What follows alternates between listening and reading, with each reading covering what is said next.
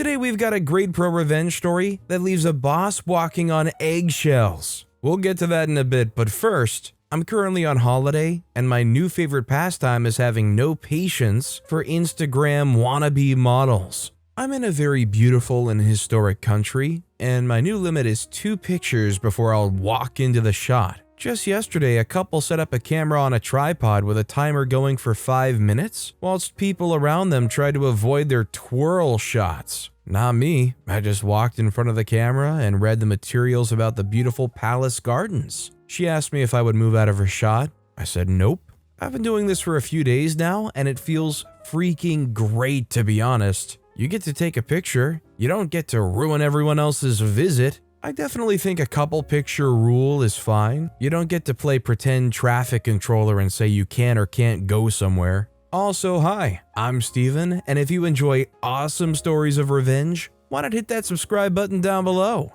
That said, our next story is leave me to do the project all by myself till 2 a.m. Have fun panicking during the presentation. I've always been wary of group projects and partner projects / work. With work, it would be fine if I did the whole thing because it wouldn't be much, but on projects, I feel like I'm more often than not exploited and taken advantage of because I'm a hard worker. Last month, we were assigned a partner project in our sports medicine class. We had to conduct an interview, make a board, rehearse a presentation, and write a lengthy essay. We had 3 weeks to do this, and I made a plan to split it up into equal parts. I told my partner all about this, and she was in agreement. I kept checking in with her throughout the duration before it was due, and I thought she was all good. I was done with my half and everything. Then to my surprise, she messages me, "Sorry, can't meet up and help. I have ROTC." Keep in mind, she says this the day before the due date. This would have been okay.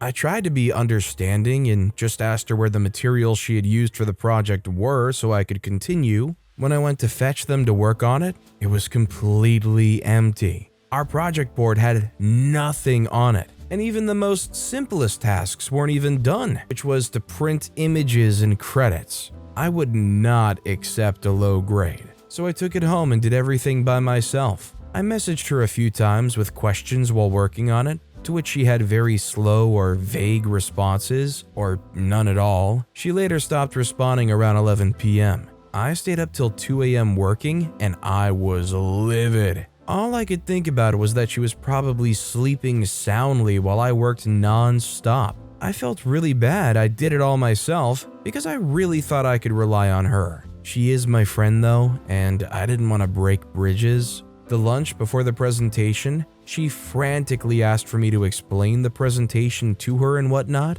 I ignored her and later said I was busy. Right before the presentation, I ended up not giving her the note cards I made to help her. She really struggled and sounded very uneducated and stupid about the subjects. While I did very well, and it was obvious I knew the topic very well, she had to wing it and didn't even do it correctly. She wasn't even completely sure what the topic was, even though I let her choose it, and said lots of wrong information. Classmates and the teacher stared at her with judgmental looks, and it was obvious she was embarrassed. She looked as if she was going to have a breakdown or something.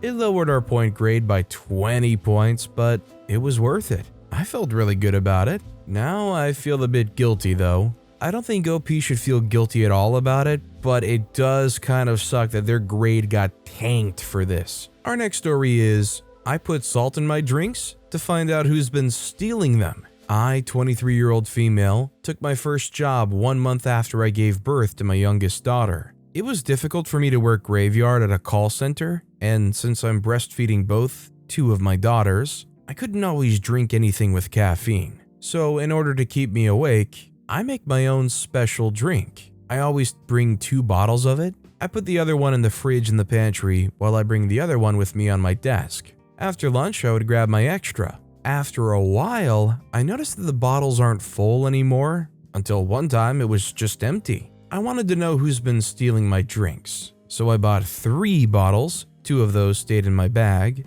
The extra 3rd bottle, instead of sugar, I poured a lot of salt. It was at least 30% salt. During lunch break, I placed the bottle in the fridge and waited patiently. and there she goes. She opened the fridge, went straight for my bottle, and chug, puke, literally spit it at the floor and then ran to the toilet. I will never forget the look on her face. That probably won't stop her from stealing, so just to play safe, I never left any of my food or drinks in the fridge ever again. I once read a story similar to this where somebody was stealing lunches and somebody put dog food or cat food in. If somebody's stealing your stuff, I think it's fair game. I was saving that dog food for myself for later, bro. This next story is putting a little crap kid in his place. I got home from work today, and there was a group of 7 kids, around 10 to 13 years old, who were throwing snowballs around. So far so good. I don't mind them doing that, but as I was about to open the door, some of them start throwing the snowballs at me. I confronted them asking why they did that and that they should stop, which they didn't do because they felt super cool and confident in their group. I really had enough after today's work, so I went up to them, which they didn't expect. Maybe because I'm a woman and they thought I'd rather back off. They got intimidated for a bit. But then one kid, who I'll call Little Crap from now on, got really cocky in front of his friends and started insulting me. So I distracted him a little while I grabbed some snow and then smeared it all over his face. I really didn't hurt him in any way. Well, maybe except for his ego, because the little crap really went nuts after this and tried to hit me. But I'm quite tall and trained martial arts for a while, so he was more like a angry dog trying to nibble at my fingers. So as he tried to hit me, he was more or less just swinging in the air, not being effective at all. It was freaking hilarious, and I had to laugh, which made him even angrier. This was so satisfying, and I think I'll cherish this moment of putting this little crap into his place my entire life. I hope his parents thank me for the free parenting I did. This next story is, send me a broken item and refuse to give me a refund? I cost you thousands of dollars. 6 months ago, I bought a new kit of RAM off of Newegg.com, and it arrived completely destroyed. I showed the video of me opening it for the first time and finding it broken. It was denied as consumer damaged, and I wasn't issued a refund on my $300 Australian kit of RAM. So I made it my mission to cost Newegg a lot of money. I'm subscribed to multiple different PC building advice subreddits, 6 different Discord servers, and a Facebook group. And every day I see someone who was going to buy their entire PC off Newegg, and I tell them about how they'll screw over their customers quite often, and there's no shortage of videos about how they cheat their customers. It's part of my daily routine to go and convince one person to not buy a full PC build, which can be thousands, to not buy off Newegg. Cheat me out of $300? I cost you thousands. I remember back in the day when Newegg was like the go-to for PC parts, but very quickly after a while it seemed like I could never find any decent deal on anything there. This next story is, you won't let my daughter sleep? We'll see about that. Had a neighbor years ago. He sublet his flat illegally to someone else. The original neighbor was a good guy, but the illegal was a complete muppet. It was an afternoon, and Muppet decided he'd play his heavy thumping reggae very loud. The ornaments were shaking in my place. I went up to see him and he turned it down for a while. Not long afterwards, it went back up again, but even louder. I went back up to see him and we had words, but he turned it down for a while. It went back up again, but even louder. Daughter was very distressed. I went back up to see him and, unusual for me, I threatened him with violence. The reggae was then switched off. I left it a couple of days, but he was being a jerk, doing stuff he'd never done before, like slamming doors, shouting at the top of his voice. Silly but very annoying stuff. It was time for a lesson to be taught. Darling daughter spent the day with her grandparents. I turned my speakers on their back so that they were about 6 inches from his floor. I made sure my other neighbors were out, and then put the best of the Sex Pistols on repeat at full volume and went to the pub for a few hours. I never had any issue with noise again. Honestly, this is great, an eye for an eye. I honestly thought OP was just going to report the illegal sublet. This next story is a lot of snow, jerk neighbor, and a neighbor with a plow. We just got 14 inches of snow in a 24-hour period. My neighbor across the street decided to blow all the snow from his driveway right in front of my driveway. This guy is a major lawn care jerk. Mows grass, blows leaves, and tosses branches into the street constantly. Super dangerous for motorcycles. I called my neighbor, Mr. Plow, and asked him if he could dig me out. He was thrilled to plow mine, 2 other driveways, and some extra road snow to fill the jerk neighbor's driveway. He's been out there 2 hours trying to plow it out. Also, the county plow has filled the end of it back up. My only wish is that I could have turned on my garden hose and soaked it into a huge ice block. It's not going to stop him from being a jerk, but it's been wonderful watching him suffer. Our next story is, a subwoofer solves everything. I recently moved into a new apartment. When getting things set up beforehand, the building manager told me most of the tenants get along and are openly friendly, but that some have issues that they deal with in a very loud way. It seemed a kind gesture to give a heads up there might be some unpleasantness. No worries. I met most of my neighbors right away and thought it was astounding how bonded they were. Especially when compared to my last neighbors, this place was a dream. Several of them were upfront about which unit was the bad apple and the things they had to endure, such as screaming, pretending she was being beaten, drugs, strange men, it's a secure building, and supposed animal abuse. Because these incidents usually happened outside city quiet hours, she would ignore the police when they responded to calls from the other tenants, or would scream through the closed door that she was okay and didn't need help. So there isn't much the police can do about her disruptive behavior. They can only advise that we contact the landlord/building manager after each incident until there's enough complaints to be able to evict her. I didn't move in with much, so the apartment was largely empty and sound carried quite a bit. The unit I moved into was also unoccupied for several months before I moved in. So at first, I could understand her frustration with new sounds. But I wasn't going to be silenced by some jerk stomping on my ceiling because there's kids over. One of my friends who visited at first had little ones and was also a survivor of abuse, so the sudden angry stomping would trigger her anxiety when she came over. I did try talking to her for about 2 weeks after moving in. She and I are both reclusive. Communication was through the manager. But she started screaming through the door about how she has a right to peace in her home, and throwing herself around her apartment immediately without listening to me speak at all. The next weekend, I got my things from my storage unit and was wonderfully happy to find my subwoofer. I like loud music and heavy bass, and not having to listen to mentally ill control freak psychopaths who think they have the authority to silence me by stomping. She woke me up the next morning with her crazy, so I decided to be a nice neighbor and allow her to heal in her own way by playing my music loud enough to cover her thrashing and her top of her lungs screaming. The best part of that day was Doja Cat Boss Witch.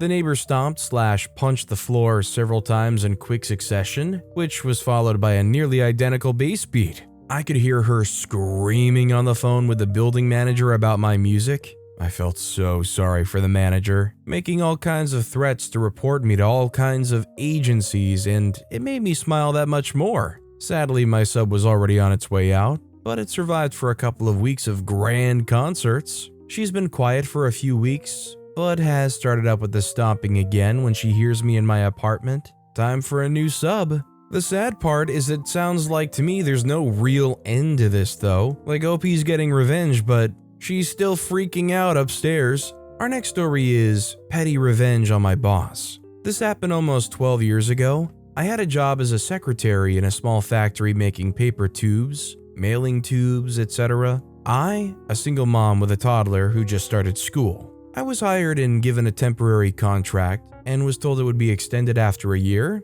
and become a permanent contract, unless I was told 2 months in advance. After working there for 3 weeks, my boss decided to take a vacation and leave all customer handling and other important things to me. It was really overwhelming, but I managed. I even managed to get another large order. The job itself was fun. I interacted with customers, made all kinds of spreadsheets that made work easier, and took care of the online shop to keep it up to date and process and ship the incoming orders. Every Wednesday, when my child had time off from school, I worked from home, mainly to maintain the online store. When summer vacation came around, my boss took 4 weeks in the middle of it, leaving 1 week on either side of his vacation for me and my son. And I had to have an extra nanny for those 4 weeks because while he was on vacation, I had to be working so the factory could remain open. When he hired me, he promised me that I would have time with my son for 3 weeks during the summer holidays. After almost a year, 2 months before the contract expires, he told me that I was not getting a permanent contract, but a 6-month contract that would end on December 31st of that year, but that would probably be converted into a permanent contract. Then in November, he told me I wouldn't get a new contract, but he wanted to hire a man who could do my job and also work in the factory, and I had to teach him how to do my job. So I taught that guy the ropes and showed him the spreadsheets I made. The man said, "Okay, with those I can manage, so you don't have to teach me what to do." Then, a week before I was due to retire, my boss asked me if I could come back during his summer break and work for him during his absence. He would pay me extra, and I said okay. My last day of work was just before Christmas that year, and I deleted all of the spreadsheets I created. He called me in June, 2 weeks before he went on vacation, and asked if I could come over a week early so I could get used to working there again. I said no. He had to close the factory during his vacation. This guy was treating you like some work-related booty call, just hitting you up when they could use you and dumping you when they don't want to bother. This next story is, don't be rude and keep your lid on. Happened tens of years ago. It was an employee on a power trip. I'm a quiet, rarely say or doing back anything kind of guy. I stopped at a gas station where you had to pay inside. In my state, they pump gas for you. So I had my slip and the guy behind the cash register was, well, I can't remember the exact details, but he was being rude and offensive to the lady in front of me, just berating her for not being able to pay him fast enough, and then started in on me for defending her, ending his rant with, "What are you gonna do about it?" That's when I saw my opportunity. So as he hands me my change, I flicked the top of his mega supersized lidless soda, teetering on the edge of the counter. It not only went head over heels, soaking him, but just flooded the area he was standing in. I was out the door, and he was on the intercom yelling bloody murder and call the police to the boys pumping gas. They asked me what was going on as I handed over my stamped paid receipt. I flashed a smile, said he thinks I'm to blame for his poorly placed soda. They all laughed as they clearly hated him and just muttered about what an idiot he was. Our next story is, that's right, you're stuck with me. So I was working in private healthcare facility about 2 years ago. I'd been working as a receptionist for around 6 months when my new boss was hired. He seemed like a nice enough guy, and we'd been out with a manager for a long while, so as a team, we were looking forward to having someone being the head of the department and communicating with the other departments on our behalf, so we were able to get on with our work. At this job, there was a 12-month probationary period, and at around 6 months, I started getting ill. My immune system was really low, flu here, tonsillitis there, list goes on. And when these things happened, I called in sick. When it hit the end of the year meeting to tell me if I'd passed probation, I was sent an email invite to a location for the meeting, the hallway. I blinked a few times, wondering, why is this meeting in the hallway and not in an office? Either way, I accepted, as what else could I do really? I make my way out into the hallway where I'm told that I've not passed my probation and that this will be my last day due to my sickness. Now, I understand sickness can get you fired if there's enough of it. What I couldn't understand is why my boss wasn't accompanied by a member of HR and why this was happening to me in a hallway. After looking into my employment rights, it became quite obvious that I'd been treated unfairly, so I did what anyone would do. I opened a case against them, citing unfair dismissal, and after 3 months of them paying me my full wages, I won.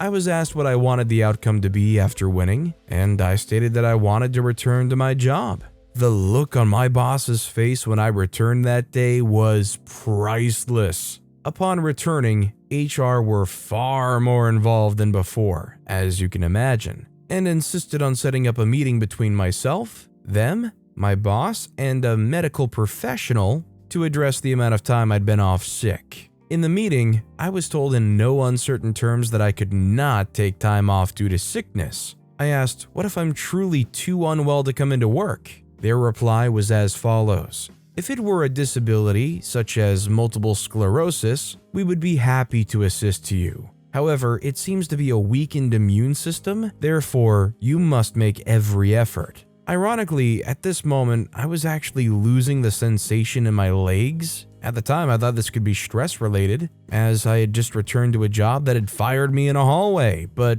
can you guess what it was? Oh, yes, it was. I was having a multiple sclerosis attack. My first. Later that evening, my numbness spread up into my chest, and for 2 weeks after this, I was on the respiratory ward wondering if I'd have a job when I returned. Once I left the hospital, I had some problems with my balance and was unable to walk properly for a further 3 months. But the moment I got my formal diagnosis, you bet I called my boss and said, "So, it's multiple sclerosis. Guess you can assist me after all." Thinking, that's right, buddy, you're stuck with me now. I only spent another 6 months in the job after all that, mostly because I didn't trust anyone to deal with my case. But I did enjoy watching my boss walk on eggshells that entire time. I suppose, depending on where this is, maybe it's an at-will kind of thing, or maybe it's a different country. But I feel like most places you can't fire somebody because they're just sick too often. Am I wrong? This next story is Petty Revenge the Canadian Way.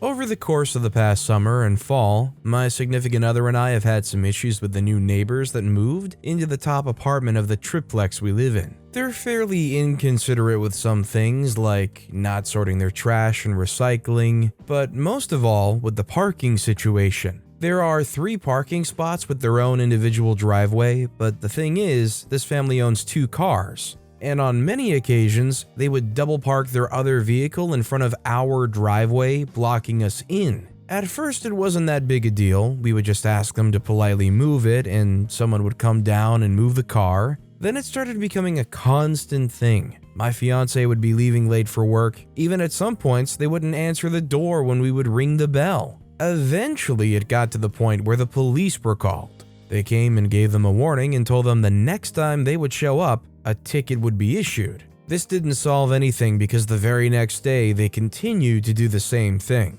We called the police again, and they would take a long time to show up, and the family would just move their car before the authorities would get here. Fast forward a few months to winter time, and my part of Canada received its first major snowfall, where we received 12 inches of snow. Me, being the fairly passive-aggressive person that I am, decided to take my opportunity to extract my petty revenge once and for all. While shoveling my driveway, I piled up all the snow right onto the front of theirs, blocking in their car. This morning, their entire family was out in full effect trying to dig their car out. They don't own a shovel and asked to use ours. They're also under the assumption the city did this. I've been laughing maniacally to myself all morning while drinking my coffee and eating breakfast. All that just to say, please be considerate of your neighbors and don't double park. 100% the most annoying thing is you call the police and you're just waiting for them to bust them, but they just take their sweet time. I mean, to be fair, it's not like high on their priority list. Our next story is, don't be rude to people who give you stuff. Today, I went to my local thrift store to drop off a donation. I pulled up beside the donation doors. There was no one else in line. This employee, we'll call him Chad, proceeds to berate me for not following the poorly signed route to get to the donation doors. He was very rude. He took my stuff and gave me the customary 20% off coupon as a courtesy for donating. Well, he threw it onto the passenger seat of my car. I was pissed off, but drove on. I drove straight to the parking lot and parked. Here comes the petty revenge part. See, I've been downsizing quite a bit this year, so I've been donating a lot of stuff. In fact, I have 15 of these 20% coupons in my car. I took a whole stack and went into the store. I handed those coupons out to everyone I saw, especially to customers with full carts. People loved me. I wasn't going to use those coupons, but screw you, Chad. Don't treat people like crap. Your actions resulted in your employer losing 20% of 15 sales today.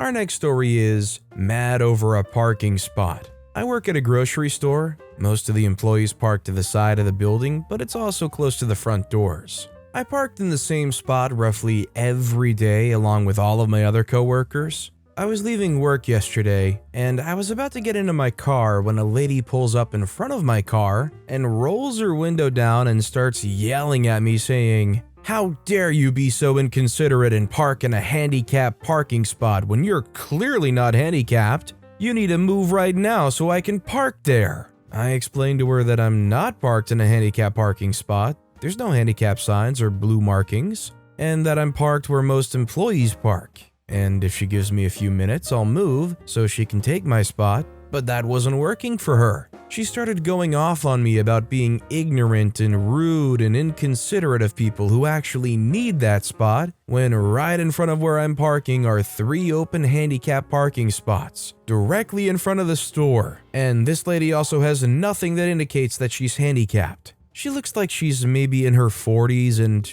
yes, I know a lot of disabilities you can't see. So I proceed to tell her again that I did nothing wrong. I'm not parked in a handicapped spot, and that a lot of the employees park here. She refuses to move and decides to continue screaming, so I just get in my car and shut the door. She backs up so I can get out while still screaming at me for being ignorant that I parked in a handicapped parking spot. So I decided I didn't have to be anywhere, and I'm moving into this parking spot. Also, there's multiple other parking spots open around me. So I sit here, turn my radio up so I can't hear until she finally gets mad at people honking at her for blocking the way and moves. She parks, not in any of the 3 open handicap spots, and gets out her car, slamming her door shut while still giving me an ugly look. She got halfway to the doors when I finally decided to pull out and leave. She started walking back to her car, I'm assuming to move her car into the spot I just pulled out of, when another car pulled up and parked in it. I know this isn't the best petty revenge, but it was still satisfying to see that other car pull in and take my spot after me. I'm sure she was pissed. I kinda wish I would have drove past her to see how mad she was. Update, I got into work this morning, and Karen had went into my work after all this and asked to speak with my manager. She told him that she had seen me leaving and waited for my spot, and I was extremely rude to her. She told him once I noticed her waiting for the spot that I got out of my car and started yelling at her that I was saving the spot for someone else and that she needed to move along. She said that after I yelled at her, she nicely told me that the spots are not allowed to be saved for anyone, and that she needed that spot due to just of having been at the doctor's and had a horrible chest infection, and wasn't supposed to be out in the cold for long periods of time due to this, and she was forced to park at the back of the parking lot. She did park in the back, but there was a lot of open spots closer, ones even closer than I was that weren't handicapped. I told my boss my side of the story and told him to check the camera, and seen everything I said lined up, and that she was the one that started it, and said I did exactly what he would have done. He told me that she said she would be back to find out how things have been handled, and I better be fired for it. He gave me a mile card, a $5 gift card that the store employees get when they do something good or get a compliment from a customer, and said if or when she comes back in, that he'll handle it, and he'll be saving a copy of the video and is sending it to corporate with the details of what happened, in case she decided to call corporate and complain. All I know is that manager sounds awesome, and it's nice to know somebody up high has your back. But with that being said, that's all the time we have for today. Now, if you want to hear another absolutely awesome story of revenge, check out that video on the left. Or if you missed my latest video, check out that video on the right. That said, I'll see you all next time with some more stories.